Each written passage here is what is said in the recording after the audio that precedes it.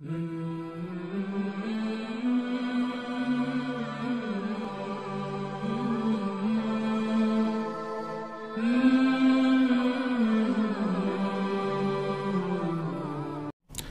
মাসে করা এবং পুনরায় পেছন থেকে হাত দিয়ে নিয়ে আসা সুন্নাহ, আর ইচ্ছা করে সুন্নাহ ত্যাগ করা মাকরুহ। এখন মেয়েদেরও কি সম্পূর্ণ মাথা মাসা করতে হবে? মাথায় খোপা থাকলে তো সমস্যা হয়। এটা প্রশ্ন করেছেন কাজী মায়া। দেখুন, মাথা মাসের জন্য ভেজা হাতকে এইভাবে দিয়ে পেছনের দিকে টানবেন, এইটুকু ব্যবহার হবে আর এইটুকু অবহেলিত থাকবে, কারণ এভাবে আপনি টানবেন। আসার সময় আবার এই অংশ দিয়ে আপনি এভাবে টানবেন, তাহলে বাকিটুকু ব্যবহার হয়ে যাবে। এভাবে করাটা সুন্নাহ। অতএব এটি নারী পুরুষ সকলের জন্যই প্রযোজ্য, যে সবাই এভাবে প্রথমে পেছনের দিকে নিয়ে এরপর সামনের দিকে টেনে আপনি মাসাহ করবেন।